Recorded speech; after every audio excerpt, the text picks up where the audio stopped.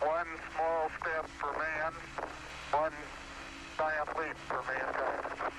I am Iron Man. I'm Pickle Rick! I have a dream. I am your father. I'm Sean Spencer. This is my partner, Gus Silly Pants Jackson. I'm gonna show you how great I am. God bless America. Avengers!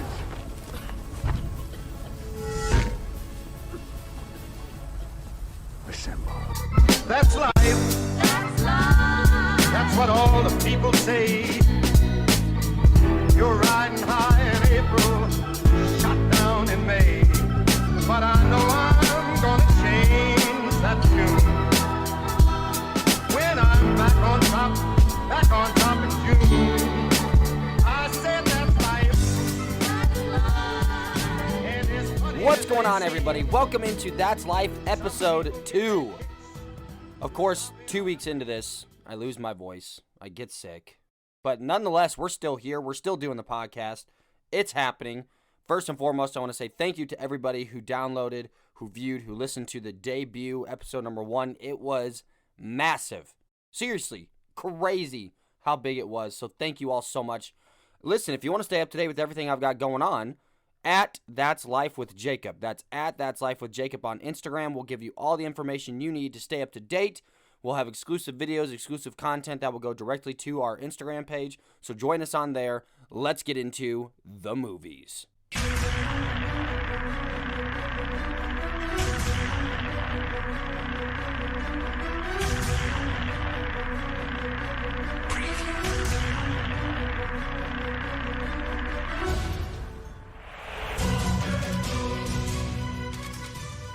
So I am what you call a movie, or what I'd like to probably call myself, a movie enthusiast. I am a big movie person. If it's ever been on a Redbox, chances are I've watched it. I've watched the best, I've watched the worst, I've watched the nominated, the not nominated movies. I love movies. And I think I get the love of movies from my family, mainly from my dad, because instead of books as a kid, we got movies, because the movie's so much better. I know there's so many of you out there losing your mind right now. Like, if you would just pick up the last song, you would understand how the book's so much better. If you would just read, no, it's not going to happen. Never. My books that I buy have pictures in it.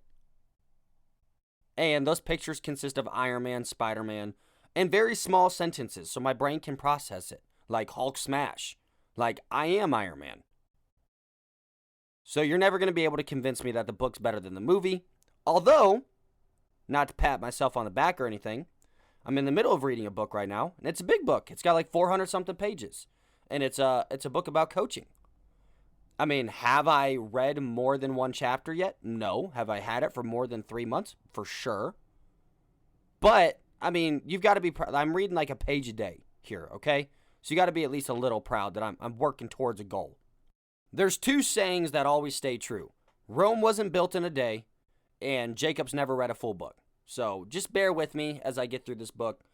On my deathbed, I'll probably be able to tell you what it's about. But like I said, I am a movie guy.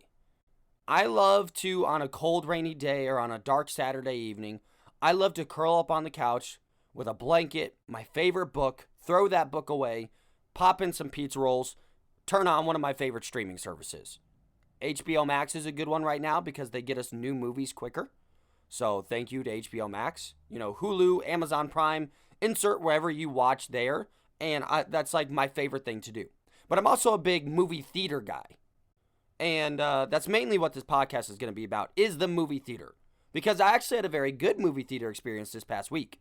So we all know COVID hit, right? And ever since COVID hit, it really put a damper on the movies. I mean, most movie theaters have closed down permanently because they couldn't afford to stay open. A lot of movie theaters still have this social distancing thing, so there's very limited seating. And the magic of the movies has been lost on us for quite a while. But this past weekend, I went and saw Ghostbusters Afterlife with my parents.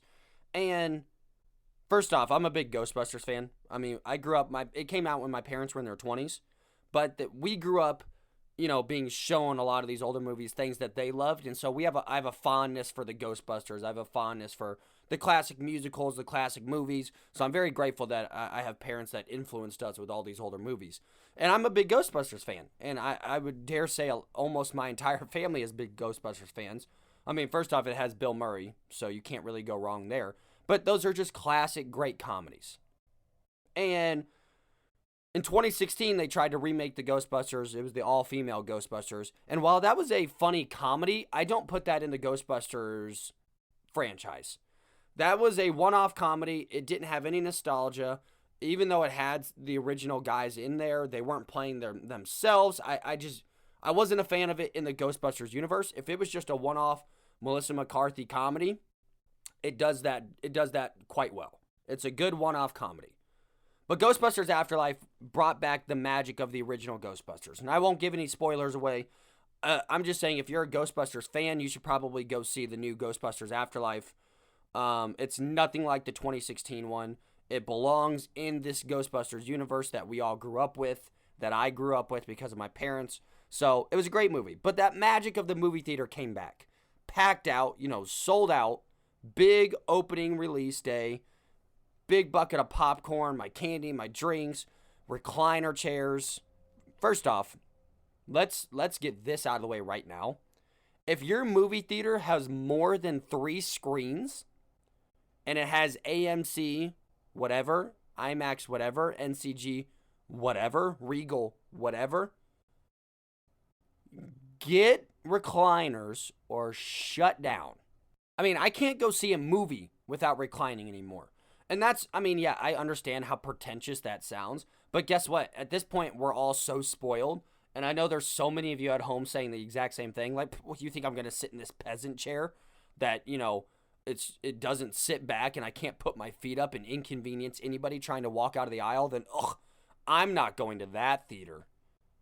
I mean, we choose our movies now based on which theater has the recliner chairs. My dad chose 3 different times for Ghostbusters because the first 2 theaters didn't have recliner chairs. So we waited a whole 3 hours after getting dressed, ready to go. We're going to go see the movie at whatever 3. It's like, no. Put this on hold because we have to be with the recliners. Like, my parents won't go see movies unless they can recline. There's very few reasons why you don't have recliners. Here's one reason. You have a small family-run theater. When I lived in Grayson, Kentucky, when I was going to college up there, and I know many of you are Googling Grayson, Kentucky. It's a real place. There was one movie theater. It had 2 screens. It was run by the same family for 70 years. They didn't have recliners. In fact, I'm pretty sure we were sitting on old church pews. It was the hardest, most uncomfortable theater I've ever been in. But I get it. I get it, right? You're not going to dump $20,000 into recliner chairs in a 2-screen theater that's still showing Maze Runner 2. Another reason you may not have recliners, you hate your guests, you don't want them to watch movies in your theater, and you're trying to go bankrupt. Those are like the only reasons, because recliners are bomb. And I got to give a big shout out to AMC Thoroughbred in Franklin, Tennessee, because the best recliners I've ever sat in my life. Like, I was going up to them asking if I could buy one for my house. It was that comfortable. Amazing. And they had plenty of room in front of you. So that way when, people had to get up and go to the bathroom during the movie, which also, let's be grown adults. And if you're under the age of 11 and you get up to go to the bathroom, you're the problem. But anyways, they could walk by you without you, having to scoot back in your chair or pick up your feet. You could just walk on by. So thank you, AMC Thoroughbred in Franklin, Tennessee. Give you a good shout out here. Your recliners are amazing. And I will admit that did help to the movie magic just a little bit, because when you're comfortable, you're going to enjoy things a little bit better. But when I'm talking about the movie magic, I'm talking about packed out crowd. Everybody's fans. There's quite a bit of people that are fans of the Ghostbusters. There was actually 4 grown adult men dressed as Ghostbusters walking into our theater. So there you go. Do with that what you will. But the movie was awesome. When you're just in a theater where people are laughing at what you should laugh at, everybody's laughing together. There's a bunch of moments where everybody's clapping together. That's the movie magic. Your hands are all buttery and salty from the popcorn. The crowd's into it. Like, everybody's vibing together. Everybody's laughing together. You know, no one's talking. You don't have many people getting up. It was just a great movie theater experience, which you don't get a lot of those anymore, to be honest. Which I know COVID took a big hit, but even before COVID, we had a chronic grown adults going to the bathroom during the movies problem. We had a chronic bringing children to a movie that they're way too young to be watching in the first place, but you wanted to watch it. So instead of getting a babysitter or asking your parents to babysit, you drug your kids that don't want to be in this movie to the theater. Next thing you know, they're talking, crying, whining, crackling candy, dumping over popcorn, whispering over to you because they don't know what's going on, and you just want to reach over and shake their faces as hard as you can. Not saying that I've thought about that, but saying that that's out there, right?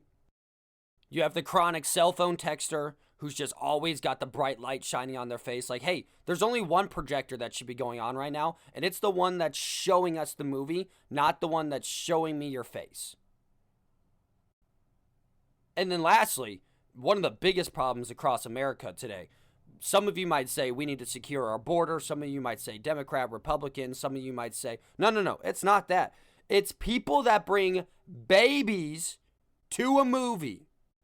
I'm talking about not kids. Kids, we already know is a big problem in America in the movie theaters. But it's the babies. I'm talking about like a year and younger. And it's not the baby's fault. I'm not blaming the baby. I'm blaming you, the parents. Does your 1-year-old baby really have to see James Bond 5 at 9:30 at night where it's going to cry 90% of the movie? Is your baby a big Ben Affleck fan? So he's got to get to the theater to see Ben's latest piece of crap on the big screen? Didn't think so. So how about this? If you don't have a babysitter for your baby, you don't get to go to the movies. And I know, you've been cooped up in your house. You've been carrying a baby for 9 months. There's been so many inconveniences. But don't bring those to us. Like, do what every normal person that has a child under the age of 2 does. Go to Applebee's, split an appetizer with your husband, go home, rent something on your TV. Guess what? James Bond 5 will be out in 7 months. See it then. Or let your mom babysit. Let your mother-in-law babysit. Those are your 2 options. There's nothing more infuriating in my life. I'm really not that upset, but there's nothing more infuriating though, and you can be honest with me at home, okay? Be honest with yourself. That when you're watching a movie, let's say it's a movie you've been looking forward to. For me, it would be most anything Marvel, except for the Eternals, because that was a piece of crap. But you're sitting there, you're about to watch whatever it is. You're emotionally invested in whatever you're watching. One of those big movies, right? For many of you, it's the Harry Potter series, Star Wars. Insert your favorite movie here. Whatever Nicholas Sparks is doing nowadays, I'm sure she's got something out there. Is she an author? No, there's movies about Nicholas Sparks. She's the author though, right? I don't know. The fact that I even know the name Nicholas Sparks is questioning my own manhood right now. But you're emotionally invested in this movie. And you're sitting there. You're just trying to enjoy it. And then 10 minutes in, you hear, wah, wah. I will turn around and like do one of those like gazes where I'm just staring daggers into the father's face. Like, what are you doing here, bro? What's that? What's that comedian? I can't think of his name, but he goes, he talks about a baby crying in a movie theater, and he's like, this baby wouldn't stop crying, just wah wah. And he goes, so I turned around to the parent and I said, hey, are you stabbing your baby right now? And they're like, no, I love the baby. I would never stab the baby. And he goes, well, could you? Because I'm trying to watch this movie. For the record, I didn't want to tell that joke. It just happened to line up perfectly with what we were talking about. I do not condone stabbing of babies at all. I love babies.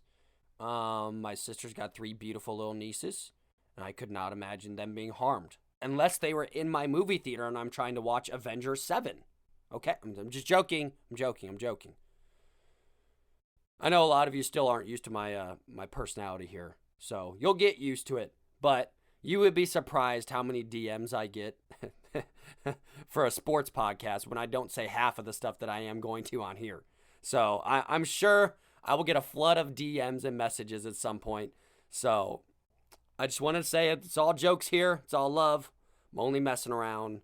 I do not condone violence. Let's just put the disclaimer out there. Did you know also at the end of Ghostbusters, and I guess I just never really paid attention, because apparently they do this after like the Marvel movies and all that stuff too, that they have to put a disclaimer that these are fictional characters and fictional situations with pretend magic, pretend like toys, toy guns and stuff like that. Like, are we that stupid in America? What person is leaving that theater going, holy crap, I wonder if we could really call the Ghostbusters? What person is thinking like, yo, could you believe that happened and it didn't even make the local news? That we have to put a because you know that's how it happened.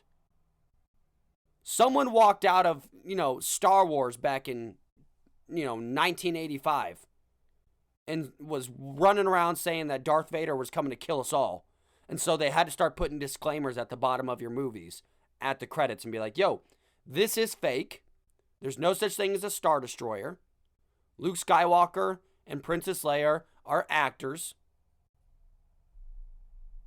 Like, that had to be inserted because of somebody at some point in time. And I really want to find out what that situation was.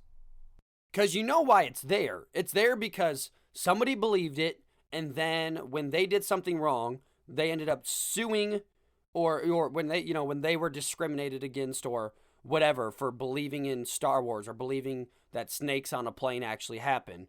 Like, they ended up suing the movie company and winning because the movie company didn't put, this is a fake scenario. You don't have to be afraid of snakes on our planes. You don't have to worry about, Darth Maul and his double-bladed lightsaber. Like, at some point, someone sued somebody because they believed in whatever they had watched in the movies. And that's the case that I need someone to track down for me. So, listeners out there, let's track down when movie theaters started putting disclaimers at the bottoms of their movies. Because it's interesting to me.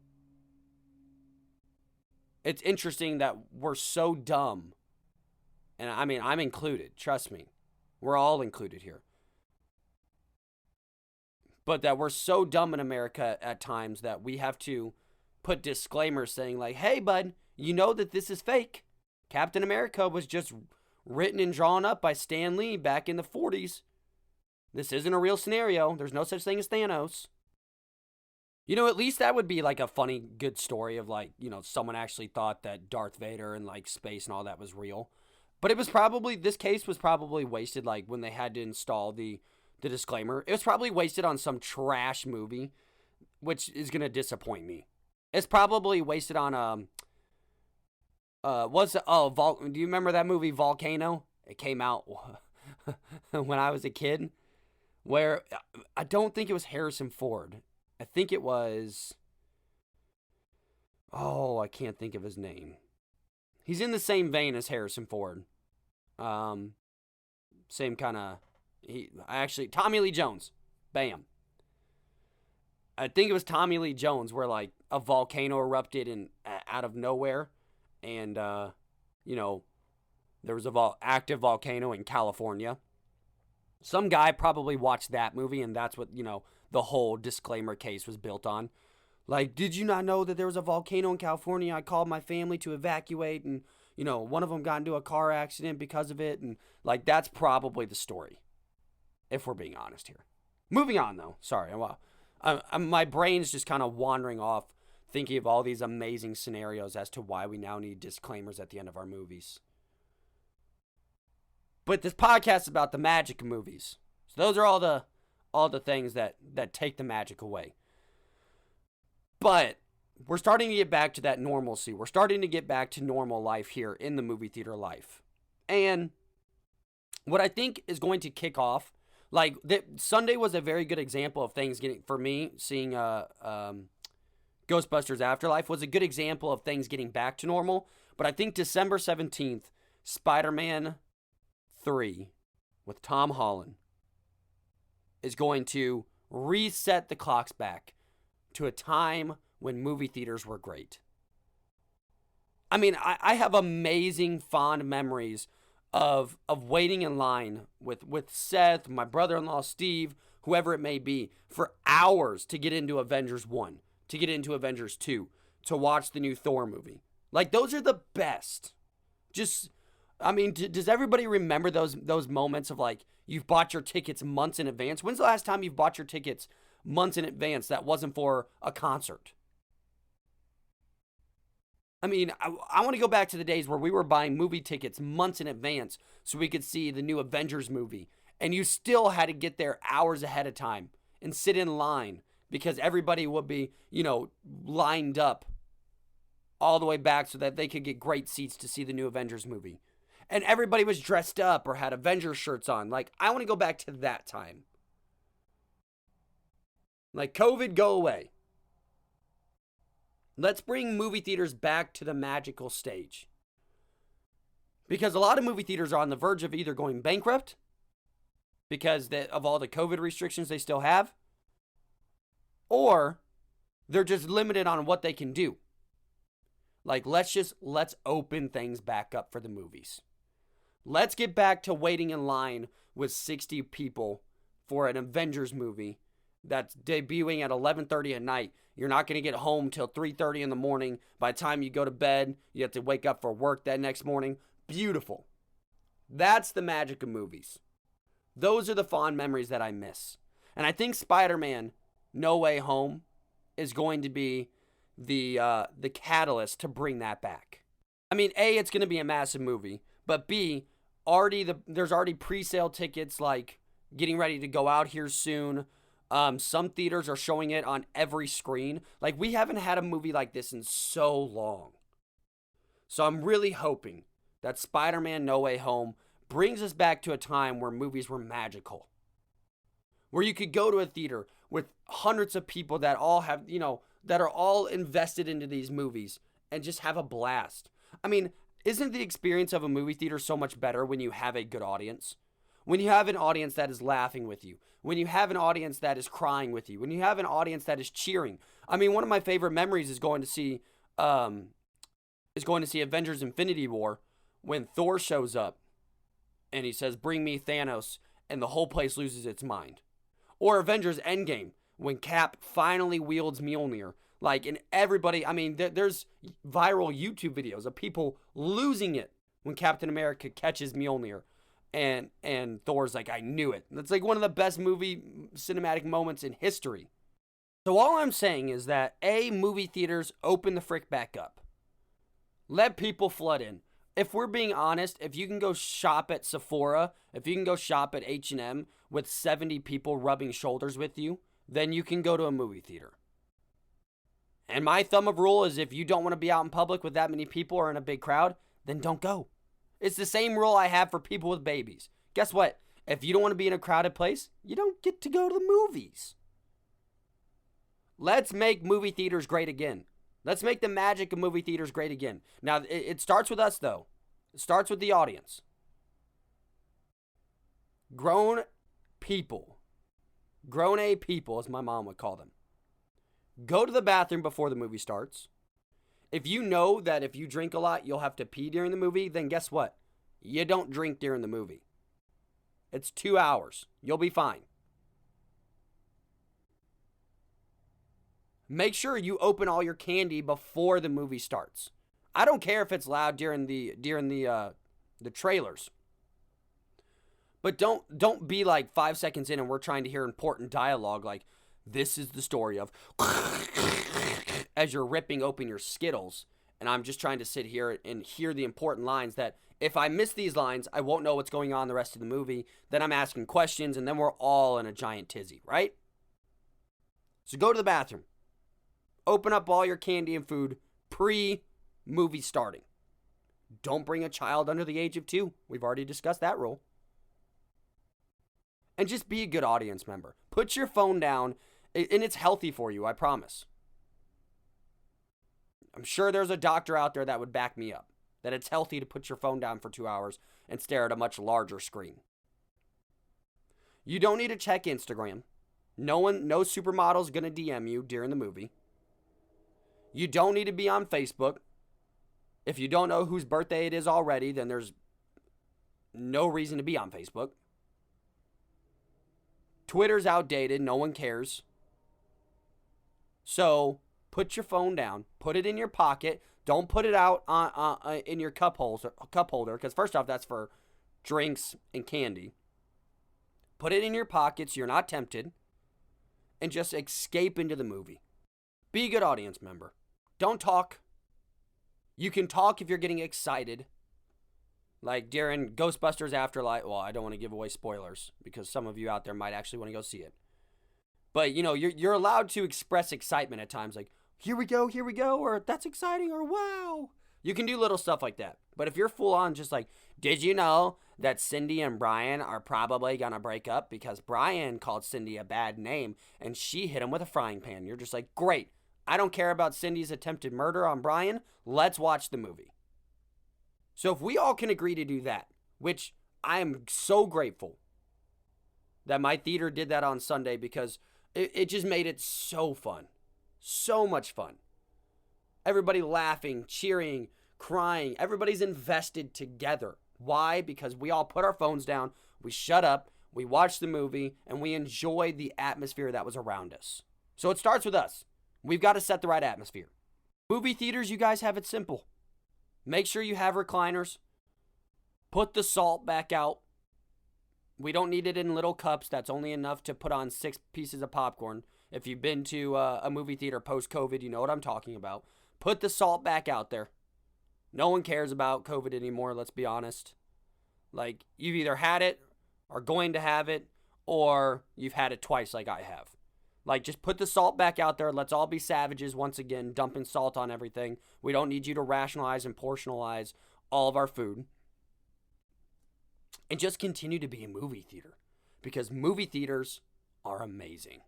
Also, one more quick thing before I do go. I told you, I have notes here, but I kind of just skip around to points because I just get on a small tangent and then I jump to my bullet points all over, so I apologize. But I have a friend that worked at a movie theater for a long time. Long time. She actually just quit not too long ago. And she said that it is 100% okay to bring in your own candy. That movie theaters employees don't care. Just walk in with your candy. You don't have to try and hide it and stuff it down your pants and keep it in a sock. So go to Walgreens, buy your 2 for $4, or is it 4 for $4? No, 4 for $4 is Wendy's. So buy your 2 for $4 or 3 for $4 candy, whatever it is. Walk it straight into that movie theater like a boss. Well, there it is. The movie theater episode is in the books. First off, I want to say thank you to everybody who tuned in last week. Thank you to everybody who's tuning in this week. If you like the show, share it with a friend. That would mean the world to me, and it does more for this podcast than you know. Make sure you follow me at That's Life with Jacob on Instagram so you can stay up to date with everything I've got going on in my life, everything the podcast has going on in its short, young, vibrant, exciting life. I love you all. I've powered through with my voice as long as I can. I've had no voice for the last 3 days, but I knew I had to put this podcast out there so that way you could still get the content. So I appreciate you sticking with me. I apologize if my voice sounds a little raspy, and I've pushed as hard as I can, okay? So I did it for you. Mainly I did it for me so I could just complain about movies for 40 minutes or 30 minutes or whatever. But nonetheless, I love you all. Thank you for joining me. Let's do life together. That's life. That's life. That's what all the people say.